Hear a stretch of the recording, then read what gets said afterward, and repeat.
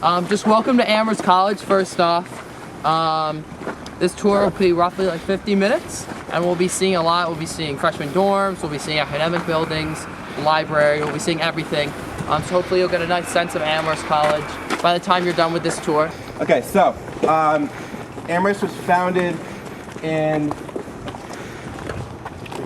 It's a test. Just kidding. 1879, I want to say. No, just kidding. 1821. 1821. There we go. It's been a long time. By a man named Zebediah Swift Mora, who's actually the former president of Williams College, who's now our arch rival. There's actually a rumor that there's two different sides of the story of our founding. One told here at Amherst, one told at Williams. We say that Zebediah Swift Mora wanted to move the location of Williams to a less isolated one, but when he couldn't get permission for that, he did get permission to take half the books and half the professors and come and form Amherst College in collaboration, not in collaboration, with Amherst Academy, which was already here. Williams apparently says that Zephaniah Swiftmore was a scoundrel who stole half the books and half the professors in the middle of the night and came and formed this awful school. Hence, our rivalry was born. I actually had a Williams alum on my tour once, and he confirmed the whole thing and said that Williams students, when they come to support the various athletic games throughout the year, they go to our library and steal books from our library and make an anonymous donation to their own as a way of getting those books back. But now we're coming out right here. This is the freshman quad, first year quad. This is where all first years live. These are dorms. This right here. We'll get a little bit more. This is College Row. This is all the original buildings on campus, starting with South Dormitory, which is where I live, 1821. And then Johnson Chapel in the middle.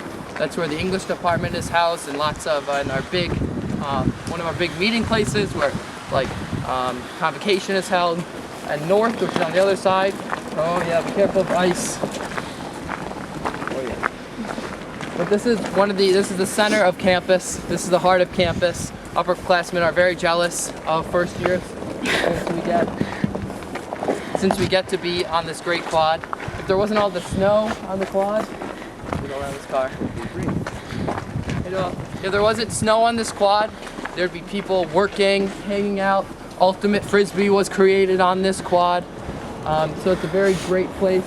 It's great to be at the heart of campus. So right now we're going to go into this building, which is Chuck Pratt, or Charles Pratt Dormitory. It's a first year dormitory, and it's kind of different from all the others. You can see, so Johnson Chapel is right in the center.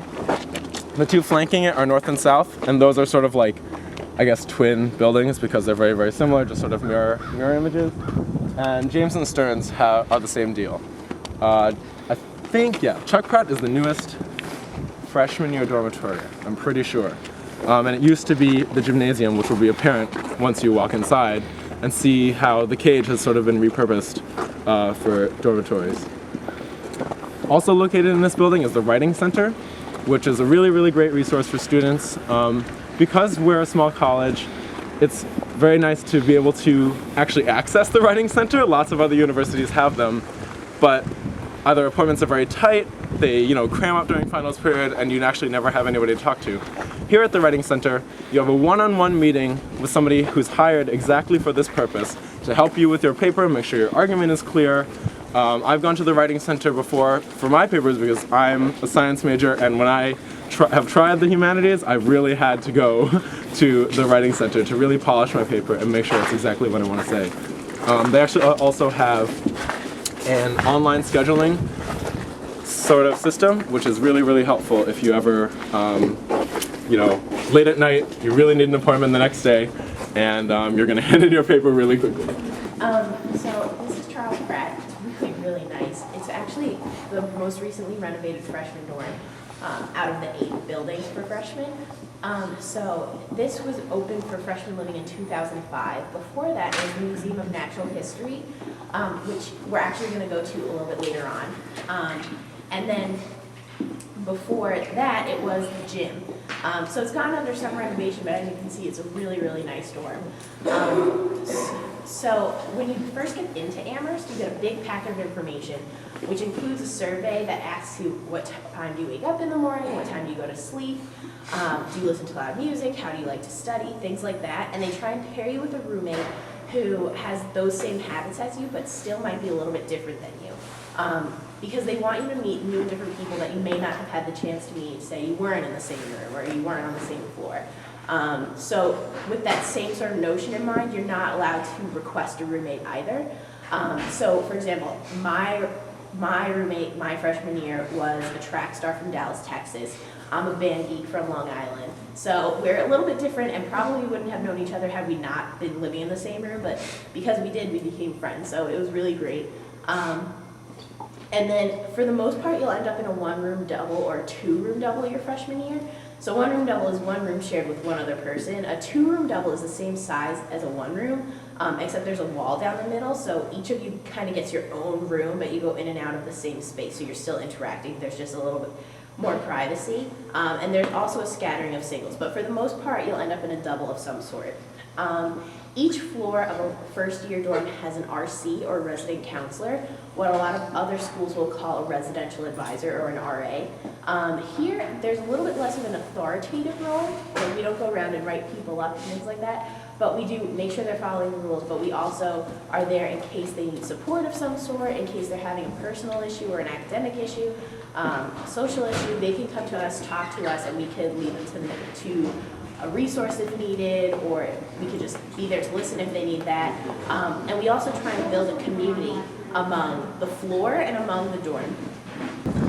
So now we're going to walk to the library. We'll walk through the quad to do that, not on the snow. This quad is really gorgeous, or at least it was, end of summer when we got here, and I'm sure it'll be amazing in the spring. We just got to wait for the snow to melt.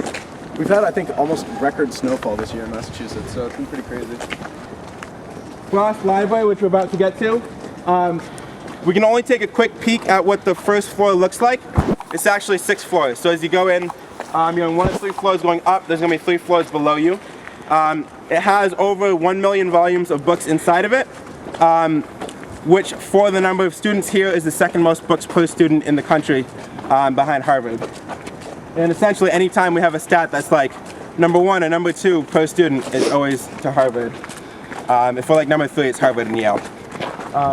It's named after Robert Frost. He worked here and taught here for a bunch of years. His statue is actually across the quad where we just came from. And there's a couple different levels in the library. So as you come in, there's a computer lab on the level right below you.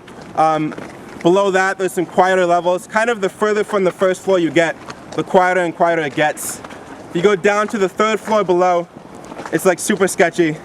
Don't go down there, it smells like old books. No one's ever there, very quiet. Let's see, so I'll kind of introduce it now. I'll talk about it more throughout the tour. But Amherst is part of a 5-college consortium. And if you've never heard of that, it means that Amherst is here, and Smith and Mount Holyoke are right next door. They're all women's schools. Then there's Hampshire College, and there's UMass, which is right down the road. And together we share different resources. So in different capacities, we can borrow books from the library, or we can go to different events there, and they can come here. And how that works for the library is that we have over 1 million volumes in our library. Oh, that's what you're watching out for. You left it there last night. Yeah, sorry. And in the 5 colleges together, there's over 9 million volumes. So if we don't have it here, you can just go onto the website, type it in, they'll bring it back behind the front desk for you within 2 days, and you have over 9 million at your disposal, which is a lot of books. And if you're looking for something that's not in that 9 million books, it's either in Harvard's library, or you shouldn't be looking for it because it's banned. So we have anything that you would need, in addition to a lot of stuff electronically. So